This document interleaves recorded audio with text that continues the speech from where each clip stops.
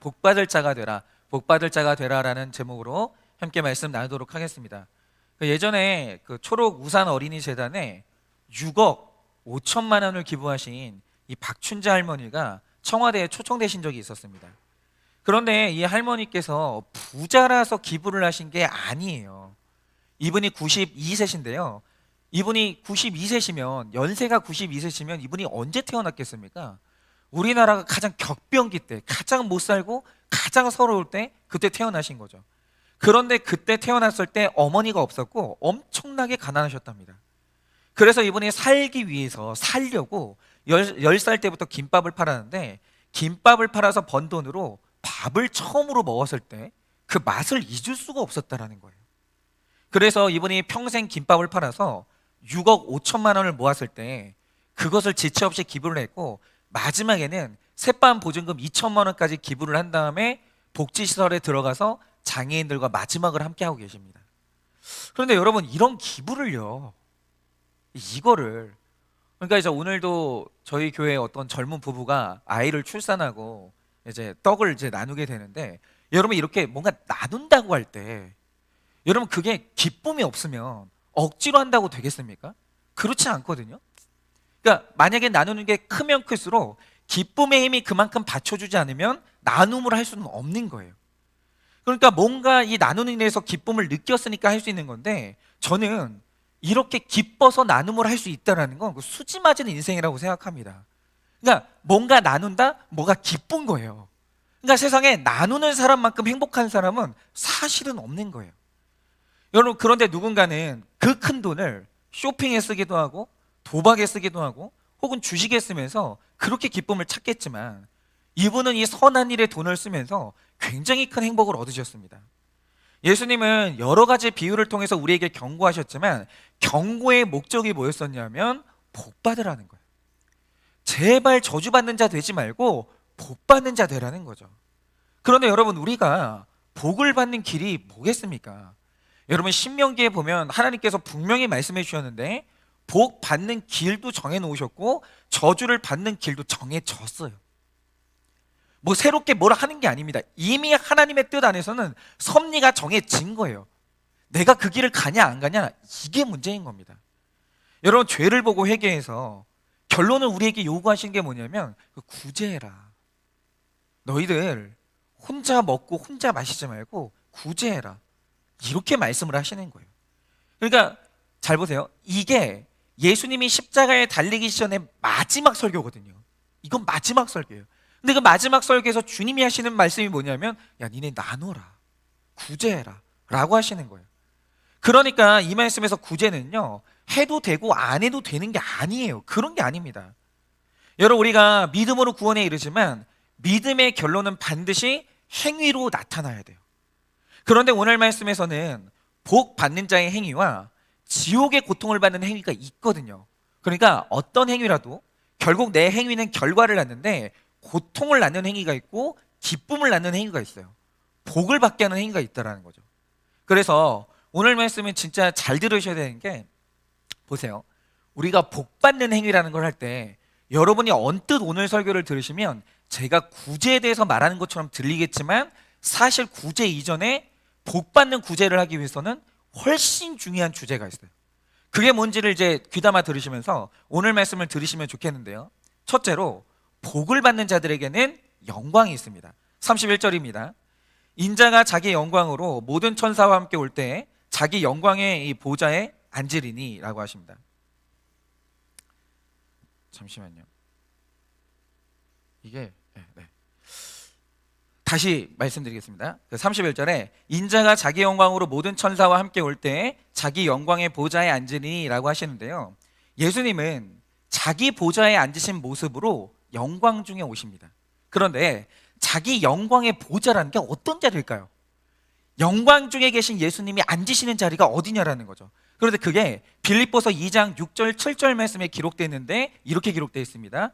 그는 근본 하나님의 본체시나 하나님과 동등됨을 취할 것으로 여기지 아니하시고 오히려 자기를 비워 종의 형체를 가지사 사람들과 같이 되셨고 라고 하십니다. 놀라운 게 뭐냐면, 영광 중에 계신 주님이 자기 보좌를 찾으시는데 언제나 그분이 어디에 앉으시냐면 종의 자리에 앉아요. 그러니까 여러분, 우리가 반드시 알아야 되는 게 상석을 고집하는 사람 중에 예수님이 없어요. 그러니까 어쨌든 그 예수의 영이 있는 사람이 상석에 앉은 사람, 그러니까 상석만 고집하는 사람 중에는 그런 사람은 없다라는 거예요. 언제나 그들은 종의 자리에 앉아요. 여러분, 이 땅에 오신 예수님은 틀림없이 종의 마음을 가진 사람 중에 한 명인 게 분명해요. 35절에 이렇게 말씀하십니다. 그런데 그러면 종의 마음을 가진 사람 중에 하나가 어떤 모습이냐 이거죠. 말씀을 한번 보겠습니다.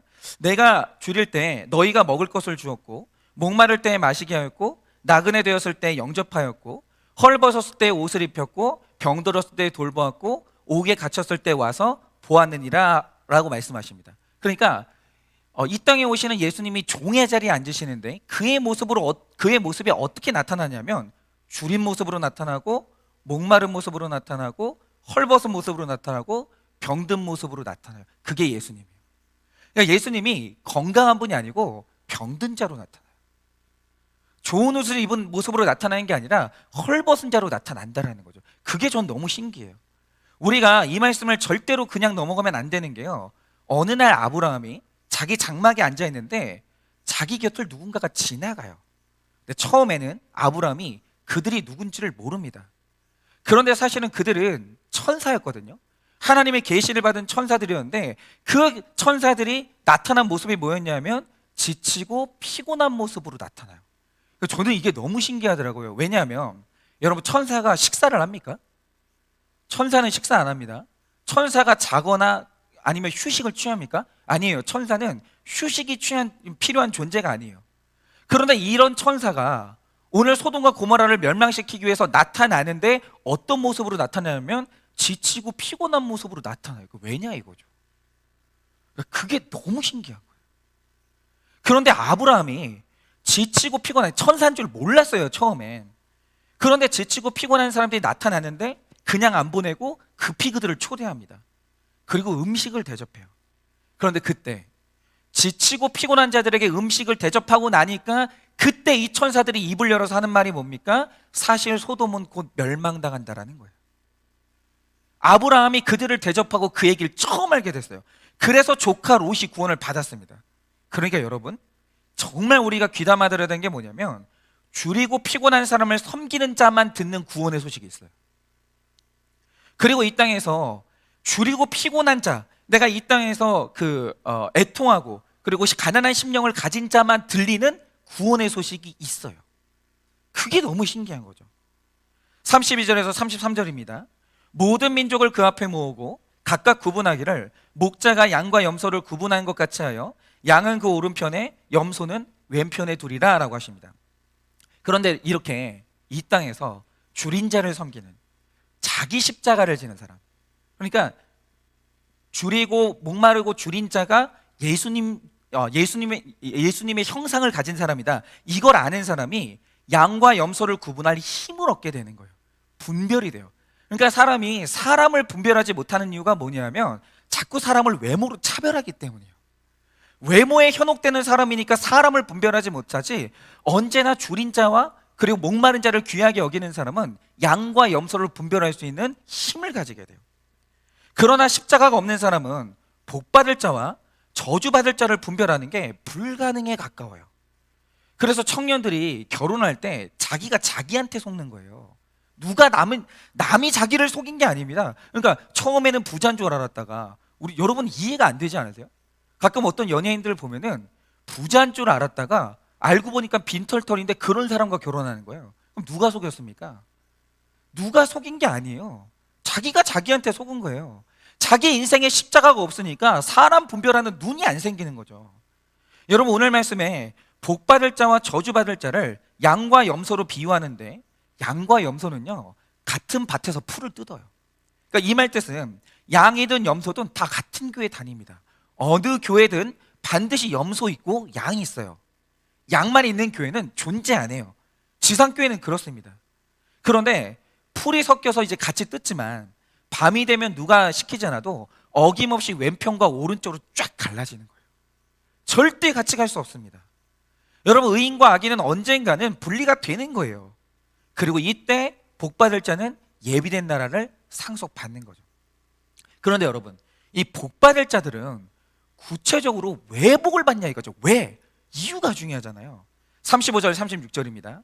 내가 줄일 때에 너희가 먹을 것을 주었고, 목마를 때에 마시게 하였고, 나그네 되었을 때에 영접하였고, 헐 벗었을 때 옷을 입혔고, 병들었을 때에 돌보았고, 옥에 갇혔을 때에 와서 보았느니라 라고 하십니다. 이게 저는 사실 성경에서 이 구절 되게 신기해요. 예수님이, 그러니까 어떤 사람들이 줄인 사람 먹였는데 그게 나였다는 거예요. 어떤 사람이 목이 말라서 물을 줬는데 예수님 말씀하시는 게 뭐냐면 그 목마른 사람이 나였다는 거예요. 어떤 사람이 갈 곳이 없어서 나그네로 떠돌아다니는데 영접했는데 그 나그네가 나였다는 거죠. 그러니까 이 땅에서 선행을 한 사람들한테 주님이 하시는 말씀이 뭐냐면, 야, 너 불쌍한 사람들 도와서 훌륭하다 이렇게 말씀하시는 게 아니라 네가 나를 도왔어. 내가 너 때문에 먹었고 내가 너 때문에 입었어. 그러니까 주님은 내가 사랑하는 사람을 도와서 고맙다고 하는 게 아니라 고마움의 정도가 다르고 농도가 다른 거예요. 네가 나를 도왔다는 거예요. 여러분, 아무리 우리가 고마워도 남을 돕는 것과 나를 돕는 것은 고마움의 농도가 다른 거예요. 근데 오늘 주님이 말씀하시는 게 뭐냐면 너는 날 도왔다는 거죠. 여러분, 그래서 우리가 세상에서 굶주리고 헐벗은 자를 무시하는 것보다 더 큰 죄는 없는 거예요. 그건 예수님을 무시하는 거거든요.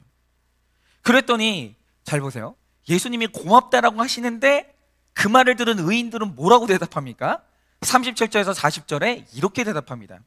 이에 의인들이 대답하여 이르되 주여, 우리가 어느 때에 주께서 줄이신 것을 보고 음식을 대접하였으며 목마르신 것을 보고 마시게 하였나이까? 어느 때에 나그네 되신 것을 보고 영접하였으며 헐벗으신 것을 보고 옷 입혔나이까? 어느 때에 병드신 것이나 옥에 갇히신 것을 보고 가서 배웠나이까 하리니, 임금이 대답하여 이르시되 내가 진실로 너희에게 이르노니 너희가 여기 내 형제 중에 지극히 작은 자 하나에게 한 것이 곧 내게 한 것이니라 하시고 라고 하십니다. 여러분, 마태복음 25장 본문에는 줄이고 목마르다는 표현이 4번이나 나와요. 계속. 그런데 이 4번이나 반복하는 이유가 뭐냐면 주님이 무조건 이런 모습으로 오신다는 거예요. 이렇게 다른 모습으로는 안 와요. 실제로 복음서를 보면 이 땅에 살았을 때 예수님은 늘 이런 모습이었어요. 그분은 배고팠고 먹을 걸 걱정했고 목말라서 우물가에서 여인을 만난 거예요. 그래서 목마른 사람 무시하는 것보다 무서운 죄가 없는 거예요. 여러분, 2007년에 그 인터넷을 떠들썩하게 만든 목도리녀 이야기가 있었거든요. 근데 이게 왜 떠들썩했냐면 그 목도리녀가 이제 어떤 분이냐면 이제 나중에 소개하겠지만 굉장히 착한 일을 하고 있는데 누가 그걸 사진을 찍은 거예요. 그래가지고 목도리녀가 굉장히 인터넷에 이제 소개가 되면서 떠들썩했는데 그때 온 신학교가 떠들썩했습니다. 왜냐하면 이게 사목감이다. 누구냐? 내가 이 여자랑 결혼해야 된다. 그래가지고 그냥 아주 그냥 저기 뭐 신학생들의 심장이 뜨거워진 적이 있었습니다. 어쨌든 이 여학생이 누구냐면 당시에 이분이 대학 4학년이었는데 어떤 할아버지가 다리를 쓰지 못하고 기어다니는 노숙자 할아버지가 있었던 거예요. 근데 이 할아버지가 자꾸 어디를 가길래 이분이 그냥 지나치지 못하고 할아버지 어디를 가세요? 여쭤보니까 막걸리하고 빵을 사러 가신다는 거예요. 그러니까 이분이 직접 가가지고 막걸리하고 빵을 사가지고 왔는데 할아버지가 잡수실 동안 같이 앉아가지고 계속 얘기를 나눈 거예요. 근데 이제 얘기를 나눠보니까 이 할아버지가 30년 전에 뭐 도박을 했는지 뭘 했는지 집을 나왔고 주소를 정확히 외우고 있었어요. 그런데 딸도 있고 가족도 있는데 집을 못 들어가는 거예요. 그러다가 몇 달 전에는 노숙을 하다가 사고가 나가지고 고관절이 부러졌는지 걷지를 못하게 되신 거예요. 근데 그 몸으로 이제 지하철에서 주무신다니까 너무 안타까워가지고 이 여학생이 자기가 가진 것 중에 그때 추운 겨울이었는데 당장 드릴 게 목도리밖에 없었던 거예요. 그래서 할아버지 얘기를 듣고 좀 눈물이 나면서 이 여학생이 할아버지한테 자기 목도리를 이렇게 둘러드렸거든요. 근데 그 모습을 너무 아름다워서 누가 그걸 찍은 거예요. 그리고 이걸 인터넷에 올려서 화제가 됐고 신학생들이 이 여자를 찾아라 뭐 난리가 난 거죠. 그러니까 근데 여러분 중요한 게 뭐냐면 이 여학생은 만약에 인터넷에 올라서 자기 행위가 사진에 찍혀서 기록으로 남겨진 거잖아요. 근데 이게 이렇게 되지 않았다면 이 일이 오랜 시간이 흐른 뒤에 잊어버렸을 거예요. 이분의 인격은 분명히 그런 인격이에요. 내가 언제 마시게 했고 내가 언제 입혔지요? 예수님이 어느 날 오셔서 네가 나한테 목도리 줬잖아 라고 할 때 이 여자는 기억 못해요. 그러니까 우리는 자기가 한 선행에 대해서 기억을 못해야 되는 거예요. 그러려면 어떻게 되냐면 구제가 일상이 돼야 되는 거예요. 늘 하는 일을 우리가 기억을 못하듯이 구제가 일상이 되지 않고 그게 이벤트가 안 되면 늘 이렇게 기억이 안 나는 거예요. 그래야 생색이 안 나는 겁니다. 여러분, 복 받을 자들은 자신이 한 일이 없대요. 예수님은 분명히 오셔가지고 네가 나한테 먹여줬고 네가 나를 입혔고 네가 나를 초청했다라고 하는데 이 사람들은 기억이 안 나는 거예요. 제가 언제 했죠? 우리가 언제 주님처럼 거룩한 분을 도왔냐고 물어보는 거예요. 제가 언제 그랬죠?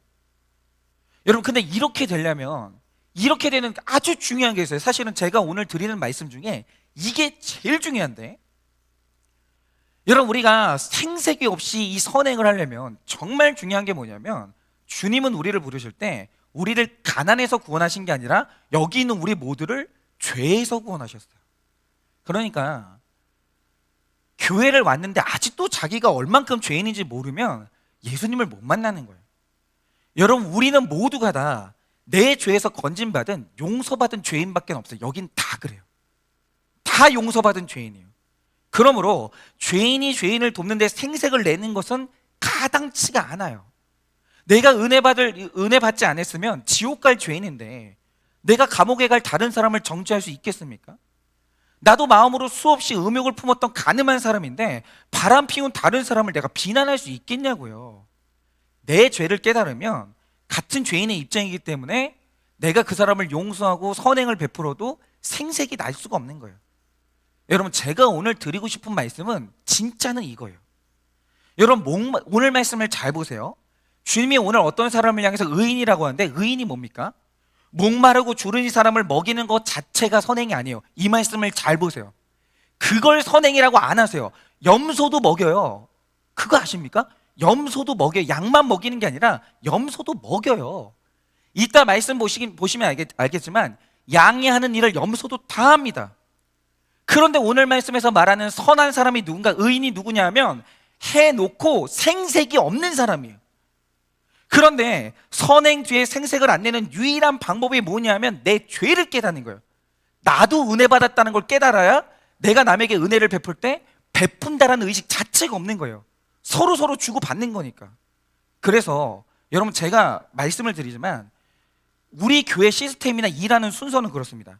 죄를 깨닫지 못한 사람은 선행을 안 하셔야 돼요. 여러분, 이건 파격적인 언어가 아닙니다.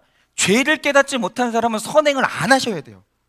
여러분, 죄를 깨닫지 못한 사람은 용서하지 마세요. 그냥 그때그때 화내세요. 차라리 그게 나아요. 그리고 죄를 깨닫지 못하는 사람은 선행을 안 하는 게 낫습니다. 왜입니까? 예를 들어서 용서를 보세요. 용서라는 것은 상대방의 죄보다 더 큰 내 죄를 봐야 용서를 해놓고 생색이 안 나요. 예를 들어서 오늘 아침에 저희 전도사님이 약간 늦었는데 약간 이제 아예 늦은 건 아니고 늦었는데 늦으니까 이 여기서 또 부글부글 올라오는 거예요. 그러면서 저걸 어떻게 씹어 먹지? 막 이러면서 막 아침에 막 이렇게 되더라고요. 막 지금 자기도 더워가지고 막 이렇게 저렇게 막 이렇게 부채질을 하는데 막 이렇게 되는 거예요. 근데 되게 신기한 게 뭐냐면 일부 예배 때 아파가지고 이제 찬양을 딱 듣고 있는데 찬양을 하고 있는데 갑자기 주님이 저한테 제가 늦었던 장면들 다 생각나게 하시는 거예요. 저 사실은 지난날 9시 반이 예배고 부교육자 시절에 9시 반이 예배였거든요. 근데 제가 교회 도착을 10시 반에 한 거예요. 부목사가. 근데 그 교회가 너무 큰 교회라 아무도 제가 아는 걸 아무도 모르는 거예요. 그래서 넘어갔어요, 제가. 그런데 전도사님은 예배 시간에 늦은 게 아니고 우리가 이제 몇 시까지 오자라고 하는데 그걸 넘긴 거거든요. 근데 갑자기 그게 생각이 나면서 주님이 저한테 하시는 말씀이 뭐냐면 너나 잘해.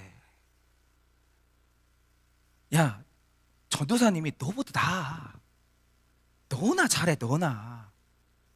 그런데 그 음성을 듣는데 이게 제가 1시간 반 늦었던 게 딱 생각이 나는데 용서가 아니고 그렇구나. 갑자기 있잖아요. 싹 잊혀지는 거예요. 아무 일이 아닌 게 되는 거예요.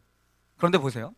내가 내 죄를 보지 못하고 용서하면 어떻게 되는 줄 아십니까? 다 아세요. 내가 1번 용서했어. 내가 2번 참았어. 3번 참았다. 근데 만약에 이거 참아주다가 다 기억나거든요. 내가 참아준 횟수가. 근데 그 참아준 횟수가 내 인격의 임계점을 넘어가잖아요. 어떻게 되는 줄 아십니까? 참아준 만큼의 더 큰 분노가 쏟아지는 거예요. 그러니까 자기 죄 안 봤으면 용서하지 마세요. 그냥. 그게 사람을 더 악하게 만들어요. 여러분 그냥 용서하지 마시고 그때 그냥 풀어버리고 뒤끝 남기지 마세요. 차라리. 여러분 자기 죄를 보고 용서해야 그게 생색이 안 나는 것이지, 온전한 용서로 나아가는 것이지, 여러분 자기 죄를 못 본 사람이 용서를 한다, 더 큰 죄를 짓는 거예요. 여러분 선행도 마찬가지입니다. 여러분 내가 죄인인데, 저 같은 목사가 예를 들면 이런 거죠. 죄인이잖아요. 근데 저 같은 죄인이 원래 지옥 가야 되는데 제가 목사가 된 거거든요. 이 자체가 황송한 일이잖아요. 그러면 이런 생각을 만약에 가지고 사역을 한다고 하잖아요. 내가 어떤 선한 일을 해놓고 기억이 안 나는 거예요. 그냥 감사만 한 거죠. 어떻게 이렇게 훌륭한 분들이 내 설교를 듣고 은혜를 받나. 참 이상한 일이다. 안 맞는 일이다. 이거는 그냥 하나님 은혜다. 우쭐할 게 없는 거예요. 근데 목사가 있잖아요. 자기 죄를 못 봤으면 사역 절대 하면 안 돼요. 저는 이런 확실한 생각이 있어요. 신학생들이 100% 자기 죄를 못 보잖아요. 목사 한 수 절대 받으면 안 돼요. 절대로. 만약에 그러면 자기가 했던 모든 사역들이 다 생색으로 남으면서 나중에 보상을 요구하게 돼요. 내가 어떤 희생을 했는데, 내가 어떻게 살았는데, 어떻게 교회가 나한테 이거밖에 안 해주냐고 하면서 점점 지옥을 사는 거예요. 그러므로 여러분, 죄를 못 보셨으면 용서도 하지 마시고요. 차라리 선행도 하지 마시고요. 사역도 하지 마세요. 여러분 그렇게 생색내는 그 선행이 오히려 무서운 죄가 되고 고통이 되는 거예요. 오늘 예수님이 말씀하신 게 바로 그거예요. 죄를 보고 구제를 시작하라는 거예요. 37절에서 39절입니다. 이에 의인들이 대답하여 이르되 주여 우리가 어느 때에 주께서 줄이신 것을 보고 음식을 대접하였으며 목마르신 것을 보고 마시게 하였나이까? 어느 때에 나그네 되신 것을 보고 영접하였으며 헐벗으신 것을 보고 옷을 입혔나이까? 어느 때에 병드신 것이나 옥에 갇히신 것을 보고 가서 배웠나이까 하리니. 그러니까 이 사람들은 지금 엄청 많은 일을 했거든요. 근데 의인들의 특징이 뭐냐면 기억이 안 나요.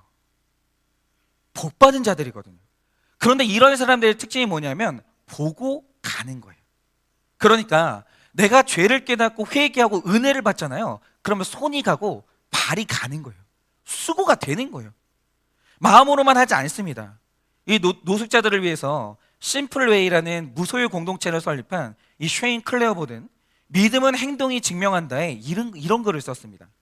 크리스천들이 예수님에 대해서 어떤 생각을 하고 있는지를 알아보는 여론조사를 하면서 나는 누구보다 열심히 예수님을 따르고 있다라고 자신하는 이 설문 참가자들에게 예수님께서 가난한 사람들과 시간을 보내셨다고 생각하는가 물어봤어요. 그랬더니 응답자 가운데 80%가 그렇다라고 대답했어요. 정답 알죠? 나는 다시 그들에게 당신이 가난한 사람들과 시간을 보내고 있는지를 물었다. 그러자 2% 미만의 응답자들이 그렇다라고 대답했다. 나는 거기서 큰 교훈을 얻었다. 그것은 바로 우리가 예수님이 하셨던 일을 하지 않으면서도 예수님을 흠모하고 또 예배하고 있다는 사실이었다. 우리는 예수님이 설교하신 대로 행동하지 않으면서도 예수님의 설교에 갈채를 보내고 또 그 설교를 반복하고 있다. 우리는 십자가를 지지 않으면서도 예수님의 십자가를 받들고 있다라고 얘기했습니다. 저는 정말 이게 우리가 깊이 새겨야 될 말이라고 생각을 해요. 이게 바로 속임수예요. 우리가 예수님을 믿고 따른다고 생각하지만 말과 생각으로만 하고 정말 중요한 삶이 뭐가 빠져 있는 거예요. 여러분, 주님은 설교만 하지도 않으셨고 가르치지만도 않으셨습니다. 세리와 죄인의 친구에 대해서 그들 가운데 함께 가셔서 먹고 마시고 울고 웃었고 그들과 구원의 공동체를 이루셨다라는 거죠. 그런데 여러분, 이거를 해보신 분들은 알아요. 아픈 분들 있죠. 열등감 있는 분들, 죄 지은 분들, 이런 분들하고 공동체가 되어서 같이 시간을 보내잖아요. 정말 힘들어요. 근데 저도 차라리 우리 교회 분들이면 좀 나을 것 같아요. 생색이 좀 덜 할 것 같은데 그럴 때가 있어요. 우리 교회 분도 아니에요.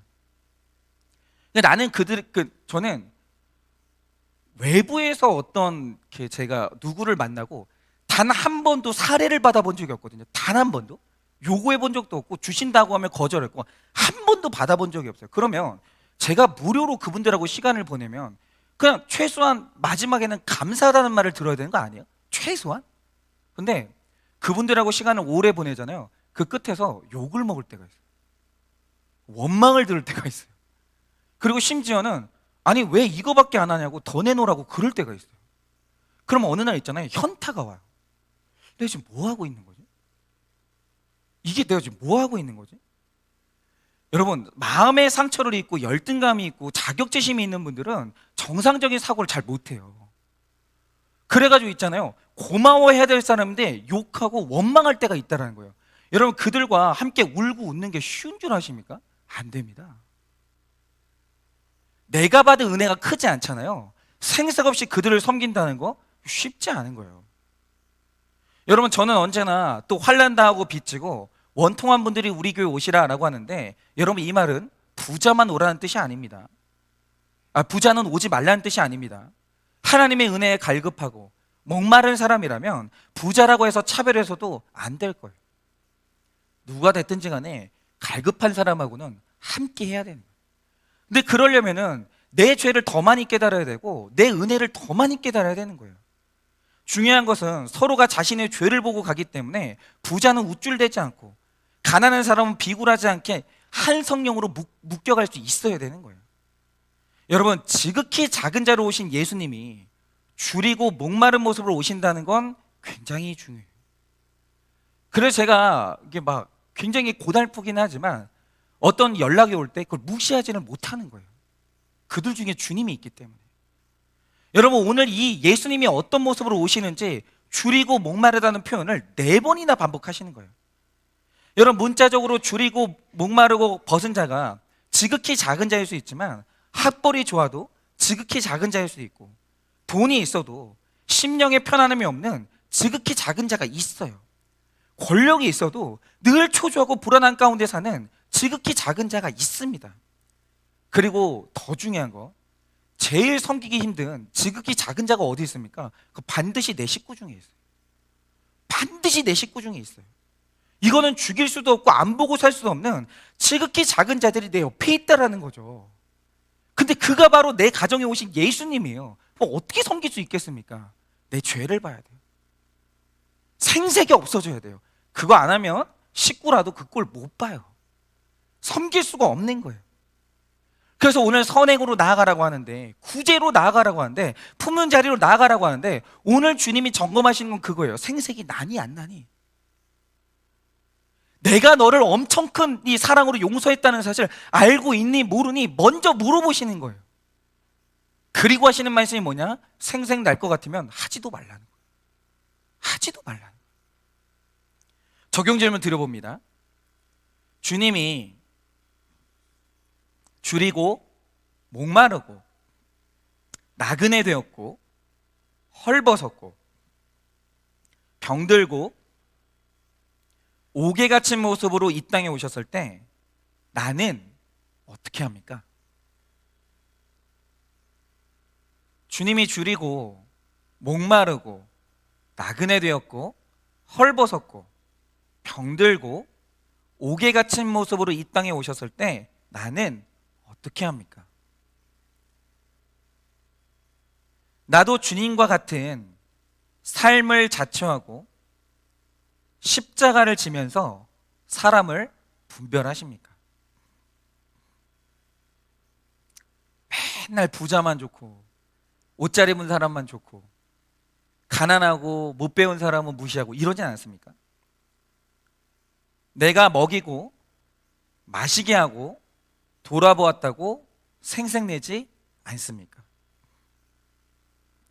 내가 먹이고 마시게 하고 돌아보았다고 생색내지 않으십니까? 두 번째로, 저주받은 자들은 하나님을 떠나 영원한 분에 들어가게 됩니다. 41절입니다. 또 왼편에 있는 자들에게 이르시되 저주를 받은 자들아 나를 떠나 마귀와 그 사자들을 위하여 예비된 영원한 불에 들어가라 라고 하십니다. 오늘 말씀을 보면 저주받은 자들은 일단 예수님을 떠납니다. 그리고 창세로부터 예비된 나라가 아니라 마귀와 사자들을 위해서 예비된 불 속으로 들어갑니다. 그러니까 저주받은 자들의 특징이 이런 거예요. 그러니까 선행을 했는데 고통의 불 속으로 들어가는 거예요. 근데 그 고통의 불이 뭐냐? 그게 생색이에요. 생색이 나잖아요. 용서해 놓고 힘든 거예요. 생색이 나잖아요. 선행을 베풀어 놓고 힘든 거예요. 열심히 살아 놓고 힘든 거예요. 생색이 나니까. 그게 지옥불이에요. 42절에서 46절 말씀입니다. 내가 줄일 때에 너희가 먹을 것을 주지 아니하였고 목마를 때에 마시게 하지 아니하였고 나그네 되었을 때에 영접하지 아니하였고 헐벗었을 때 옷 입히지 아니하였고 병들었을 때와 옥에 갇혔을 때에 돌보지 아니하였느니라 하시니 그들도 대답하여 이르되 주여 우리가 어느 때에 주께서 줄이신 것이나 목마르신 것이나 나그네 되신 것이나 헐벗으신 것이나 병드신 것이나 옥에 갇히신 것을 보고 공양하지 아니하더이까. 이에 임금이 대답하여 이르시되 내가 진실로 너희에게 이르노니 이 지극히 작은 자 하나에게 하지 아니한 것이 곧 내게 하지 아니한 것이니라 하시리니 그들은 영벌에 의인들은 영생에 들어가리라 하시니라 라고 하십니다. 그러니까 여러분 보세요. 지금 저주받은 자들의 얘기거든요, 이 말씀이. 근데 여기서도 줄이고 목마르다는 얘기가 여기서도 나와요. 그러니까 예수님은 의인에게만 찾아가시는 게 아니라 모든 사람에게 공평하게 다 찾아가세요. 근데 이걸 적용하자면 모든 가정의 집에 힘들고 아픈 식구 한 명쯤은 다 있어요. 안 그런 집이 없어요. 주님은 공평하게 찾아가십니다. 그게 내 부모일 수도 있고 형제일 수도 있고 내 자녀일 수도 있고 배우자일 수도 있고 각 가정에 하나님이 한 명씩은 줄이고 목마른 사람을 보내세요. 기회를 주시는 거예요. 그런데 여기를 보면 여기에 너희가 있고 우리가 있어요.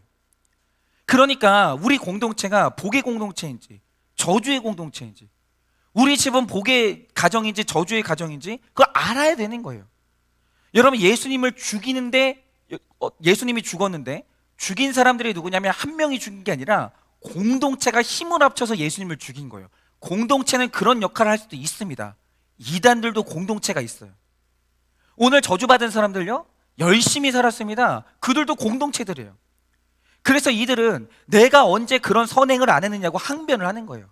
근데 이거 재밌지 않으세요? 보세요. 복받은 자들은 주님이 너 이거 했지라고 하시는데 기억을 못해요. 제가 언제 했지요? 그런데 오늘 저주를 받은 사람의 특징이 뭔지 아십니까? 분명히 주님은 안 했다고 하는데 자기는 기억이 나는 거예요. 했는데요? 제가 언제 안 했습니까? 저 했는데요? 다 했다는 거예요. 그러면 둘의 차이가 뭡니까? 생색이에요. 어마어마한 생색이 있는 거예요.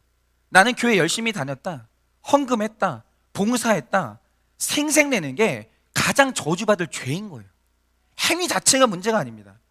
여러분 이들의 특징은 자기가 하고 싶은 일만 하고 만나고 싶은 사람만 다녀요. 그러니까 주님이 말씀하신 게 뭐냐면 야 헐벗고 굶주린 사람 찾아가라고 말씀을 하신 거예요. 근데 이들도 열심히 다녔죠. 누구를 열심히 찾아다녔냐? 교양 있고 잘 나가고 착한 사람들 열심히 찾아다닌 거예요. 이게 자기 열심이에요. 주님이 언제 이러라고 했냐고요. 자기 열심으로 해놓고 그래놓고 하나님 앞에 난 열심히 살았다고 하는 거예요. 그러니까 강도와 살인보다 무서운 게 자기 열심이고 하나님의 열심보다 앞서가는 게 나쁜 거예요. 주님이 하라는 일은 하나도 안 해놓고 자기 혼자 열심히 살아놓고 내가 한 게 뭐 있냐고 그렇게 물어보는 거예요. 여러분 한 달란트 받은 종처럼 주인을 굳은 사람으로 완악한 사람으로 그렇게 여기는 거예요. 자기가 잘못해놓고. 그래놓고 주님이 책망하시면 주님이 잘못했다고 하는 거예요. 여러분 염소는요 주님을 두려워합니다. 아무런 애정도 없고 존경도 없어요. 우리 중에는 하나님을 두려움의 대상으로만 보고 회개와 죄사함의 은혜를 모르는 사람들이 있습니다. 그러니까 제가 한일교회에 지금 와가지고 4년 차가 됐어요. 그러면 제가 계속해서 말씀드린 게 뭡니까? 계속해서 저는 아마 여러분들 4년 동안 저랑 신앙생활 하시면서 제가 여러분들한테 왜 일 안 하시냐고 책망받는 전화 받아보신 분이 있으십니까? 제가 기억을 못하는 건가? 저는 누구한테 왜 일을 안 하냐고, 왜 그거밖에 못 하시냐고 책망하는 전화를 해본 적이 없어요. 제가 전화를 할 땐 저 늘 강조했던 게 뭐냐면, 왜 큐티를 안 하시냐, 왜 회개가 없냐, 왜 자기죄를 보지 못하냐, 이런 얘기는 해봤어도 왜 일을 못했냐, 왜 전도를 안 해오냐, 왜 그거밖에 못한 열심을 안 내냐, 저는 이런 말을 해본 적이 없습니다. 여러분, 그러면 우리 교회에서 저랑 같이 가려면 열심을 내야 되는 부분이 뭐겠어요?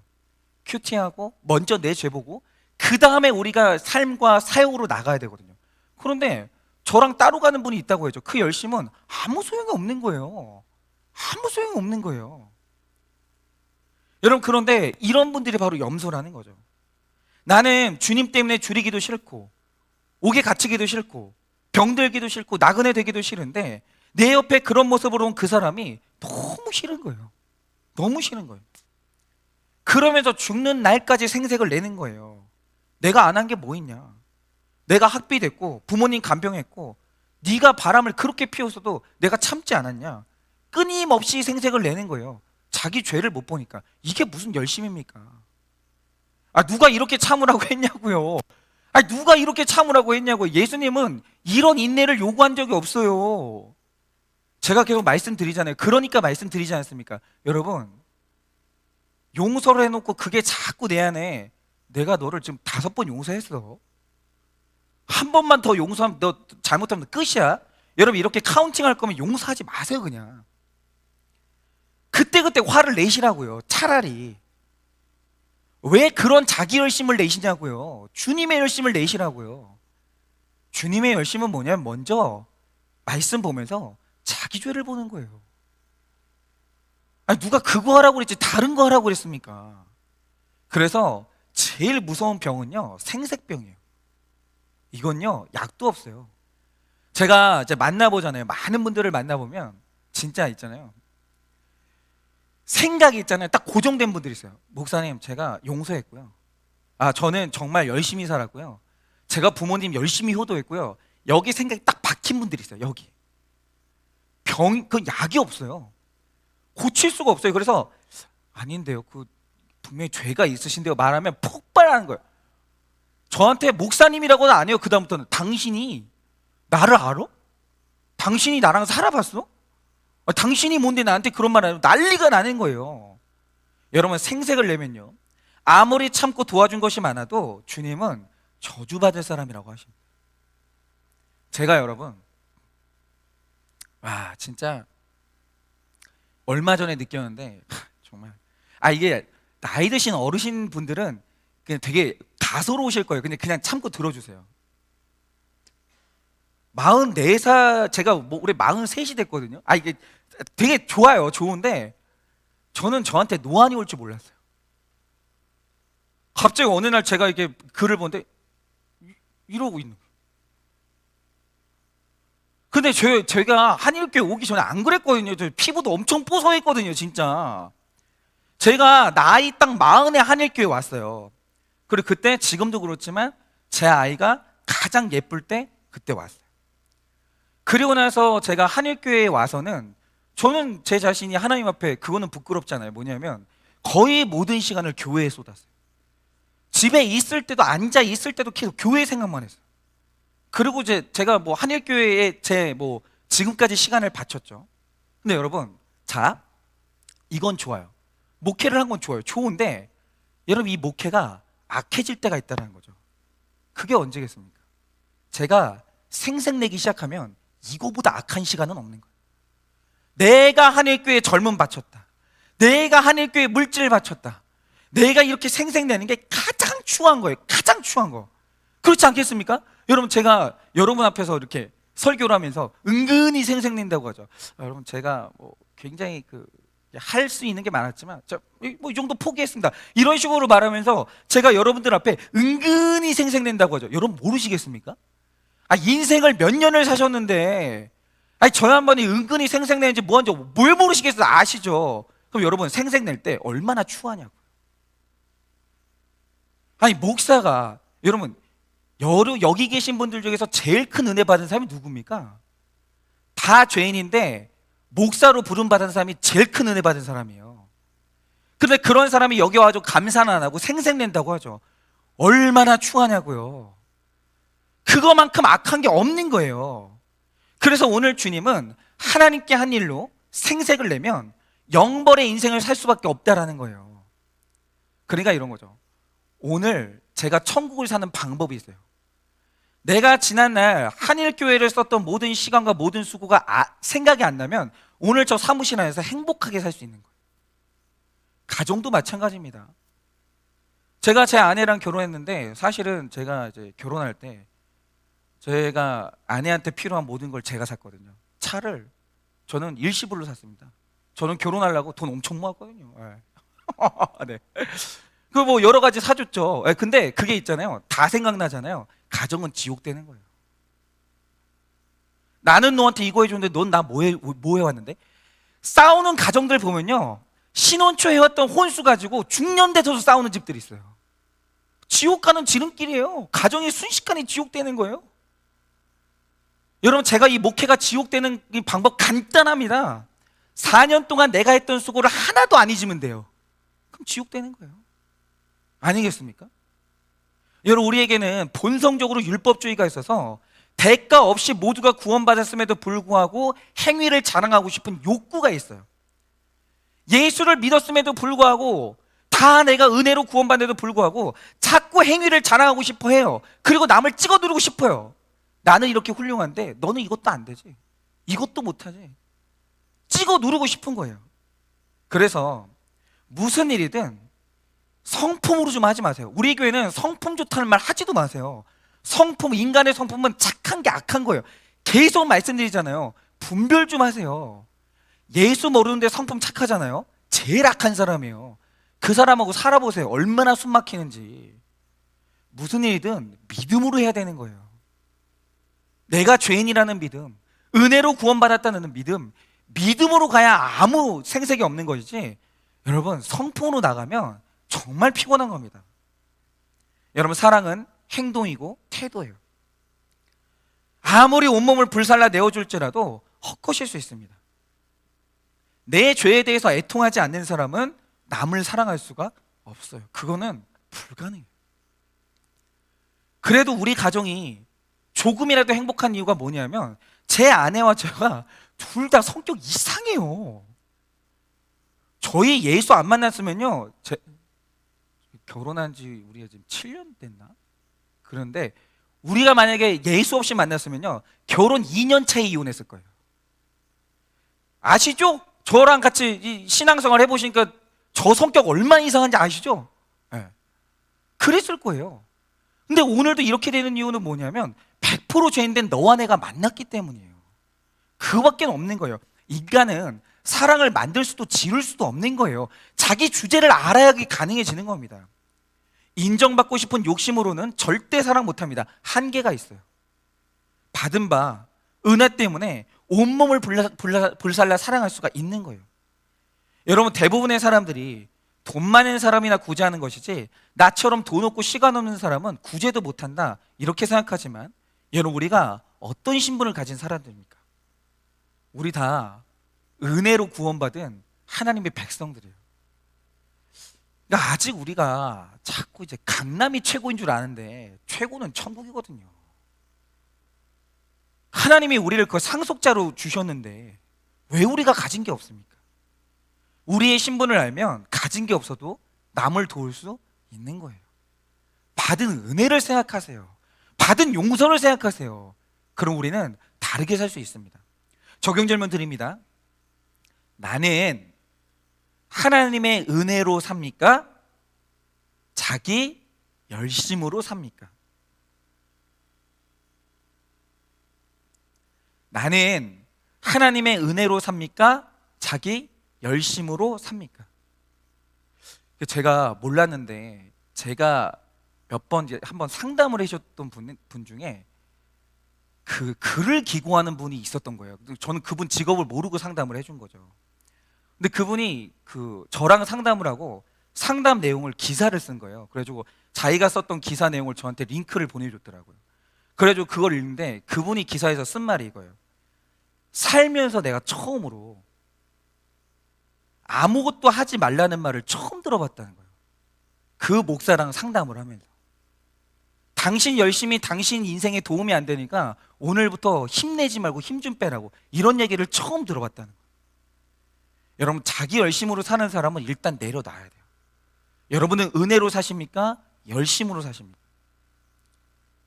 행위를 자랑하고 싶고 인정받고 싶은 욕구가 있으십니까? 행위를 자랑하고 싶고 인정받고 싶은 욕구가 있으십니까? 나의 죄를 애통해하며 지극히 작은 자를 사랑하면서 삽니까? 그런데 제가 두말하지 않아도 내 인생의 가장 지극히 작은 자는 분명히 제 아내한테는 저거든요. 그렇죠. 아마 제 아내 눈에는 제가 되게 한심해 보일 거예요. 여러분도 분명히 내 배우자가 가장 작은 자거든요. 식구가 가장 작은 자고. 여러분, 그들을 사랑하십니까? 그게 되십니까? 마지막 세 번째로, 내 신분을 알 때 돕는 자가 되어서 복받을 수 있습니다. 34절입니다. 그때 임금이 그 오른편에 있는 자들에게 이르시되, 내 아버지께 복을 받은 자들이여, 나와 창세로부터 너희를 위하여 예비된 나라를 상속받으라 라고 하십니다. 여러분, 우리는 창세로부터 예비된 나라를 상속받은 사람들이에요. 여러분들은 상속받으셨습니다. 저는 이 말씀 붙들면서 제가 이 땅에서 이 땅에 그 썩어질 것 때문에 제가 그 막 열등감 느끼지 않으려고요. 가난한 자 의식에 좀 빠지지 않으려고 합니다. 우리는 상속받은 게 굉장히 큰 사람들이에요. 엄청난 신분이죠. 그래서 돈이 좁아도, 돈이 없어도, 집이 없어도, 건강이 없어도 봉사와 기도로 도울 수 있고 따뜻한 말로 줄인 자를 먹일 수 있습니다. 그러니까 제가 방금 전에 말씀드린 분도 그거예요. 그러니까 자기 인생에 풀리지 않는 굉장히 힘든 문제가 있었는데 그냥 어느 날 목회자와 얘기를 하다가 한마디를 던졌는데 그걸로 뭐가 탁탁 됐다는, 그냥 말이었어요. 제가 그분에게 뭐 200만 원 송금한 게 아니에요. 그냥 처방 하나, 말 하나. 근데 그게 뭐가 딱딱딱딱딱 맞춰지면서 해결이 됐다는 거죠. 우리가 근데 그거 다 하실 수 있어요. 여러분, 내 옆에 줄이고 목마르고 나그네 되고 벗은 사람이 있다면 그거 감사한 일이요. 여러분, 내 곁에 지극히 작은 자, 도움이 필요한 사람이 있다는 것은 나에게 사랑이 있다는 증거이기 때문이에요. 그렇죠, 여러분. 내가 사랑이 없는 자면 내 옆에 줄인 자, 헐벗은 자, 힘든 자가 없어요. 그러니까 여러분, 오늘 점검해 보셔야 되는 게 뭐냐면, 지난 한 해를 살면서 나한테 어려움을 상담한 전화를 몇 통 받으셨습니까? 그리고 이런 거 있죠. 내가 오늘 진짜 너무 힘든 일이 있어요. 죽을 것 같아요. 누구 하나 만나야 돼요. 그런데 그 만나고 싶은 사람 목록 중에 내가 있습니까? 만약에 1년 내내 살면서 힘든 사람의 전화를 한 통도 받아보지 못했다면 여러분이 구원받은 자인지 점검해 봐야 돼요. 만약에 1년 내내 살면서 단 한 명도 힘든데 내 얘기 좀 들어달라고 우리 집 문을 두드린 적이 한 번도 없다, 지난해. 여러분, 자기 구원을 점검해 보셔야 돼요. 왜냐하면 지금 그 사람은 예수님이 단 한 번도 우리 집 문을 두드린 적이 없다, 그 뜻이거든요. 작년에 단 한 번도 예수님의 전화를 받은 적이 없다, 그 뜻이에요. 이게 얼마나 무섭냐 이거죠. 얼마나. 그러니까 제가 진짜 하지 말아야 될 것 중에 하나가 뭐냐면, 뭐 이메일이 많이 와요, 전화가 많이 와요, 상담이 많아요. 이딴 불평을 하면 안 되는 거예요. 제가 말씀을 알면. 왜냐? 그런 분들이 많이 왔다라는 건 예수님이 많이 오셨다는 소리거든요. 얼마나 감사해요. 그런데 작년 한 해만 놓고 봤을 때 한 번도 그런 적이 없다.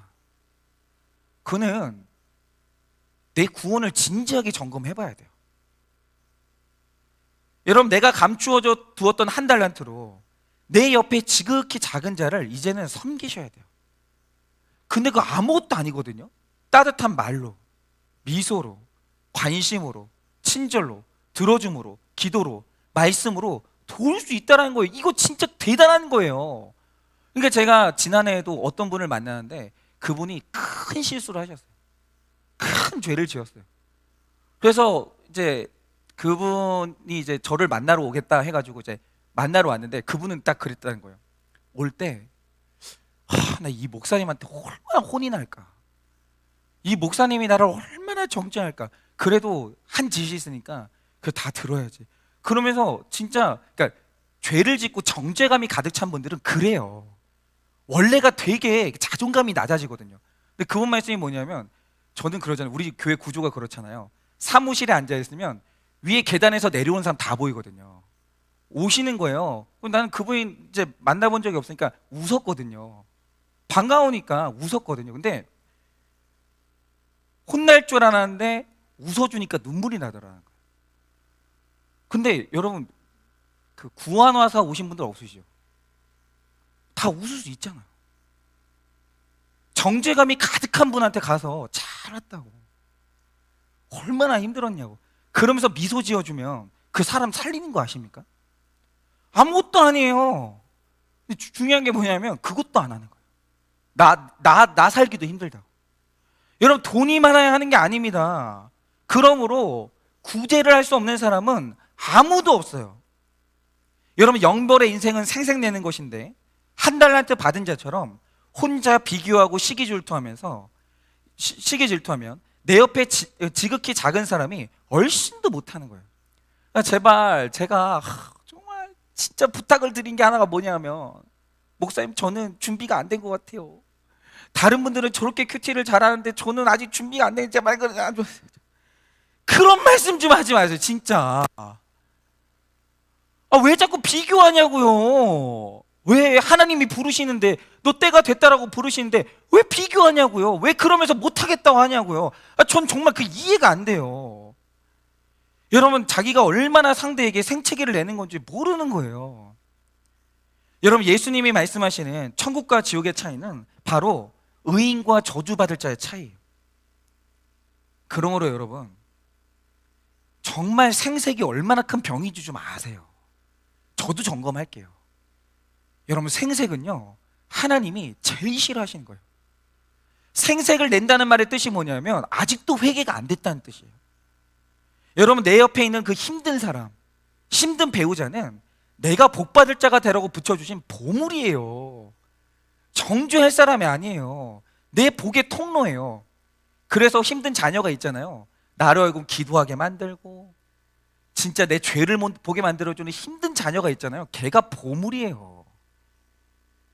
여러분, 그래서 오늘 이 말씀의 적용으로 내가 먹이고 내가 마시고 내가 돌봐야 될 그 줄이고 목마른 사람이 누군가 생각을 해봤거든요.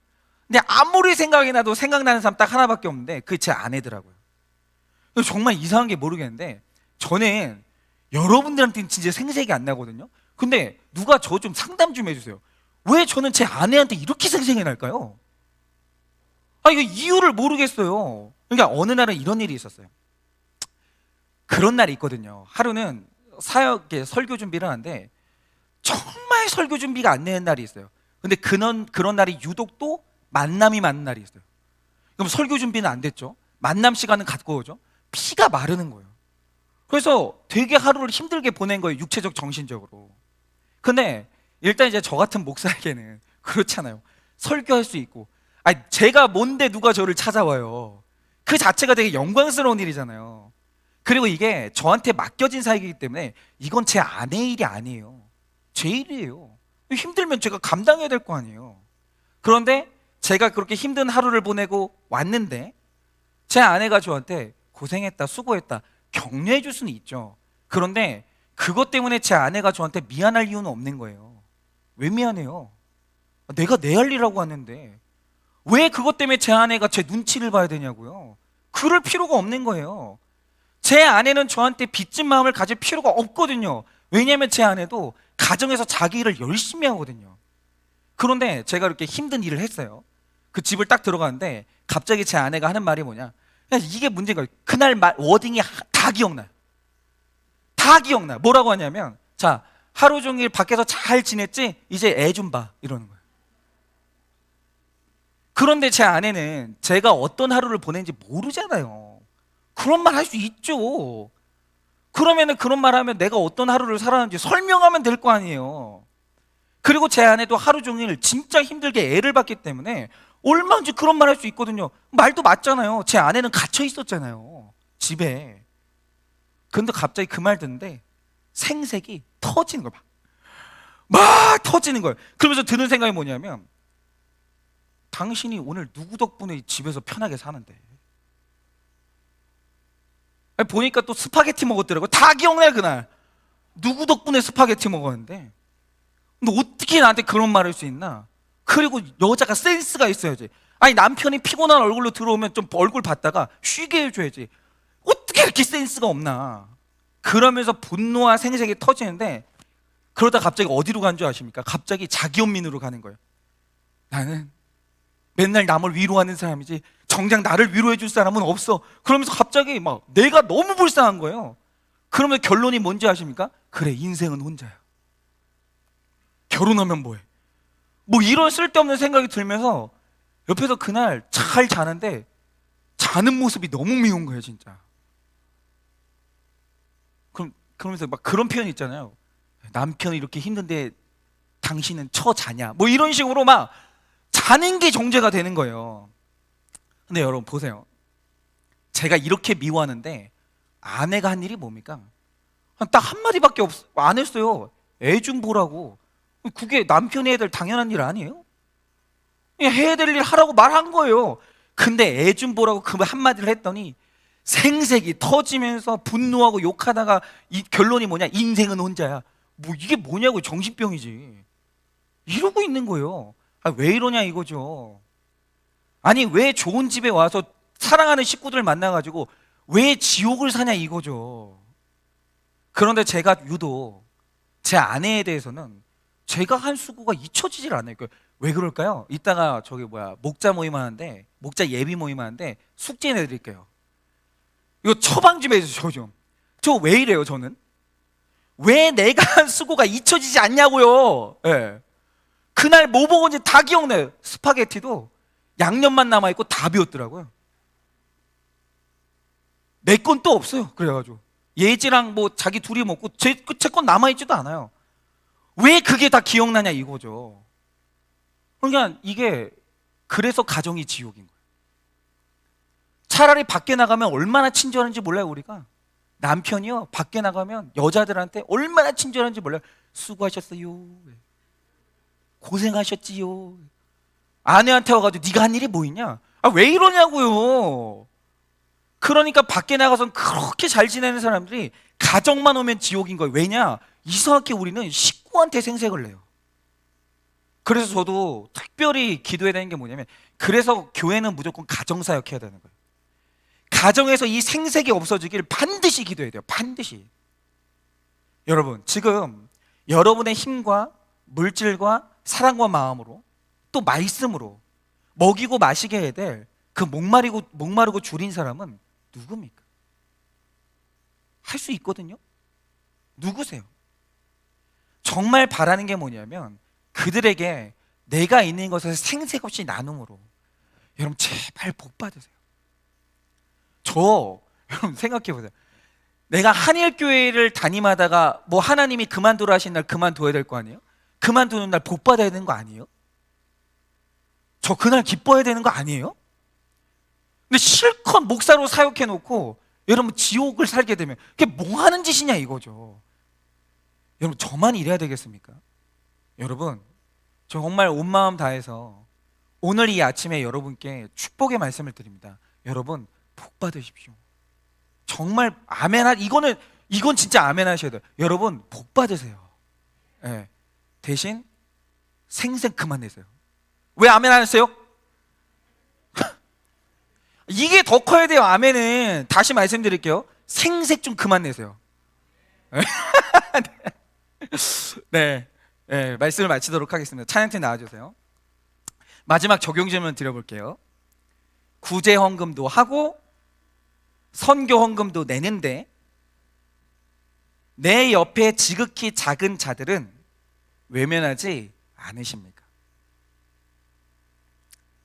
구제 헌금도 하고 선교 헌금도 내는데 내 옆에 지극히 작은 부모, 지극히 작은 배우자, 그들은 외면하지 않습니까?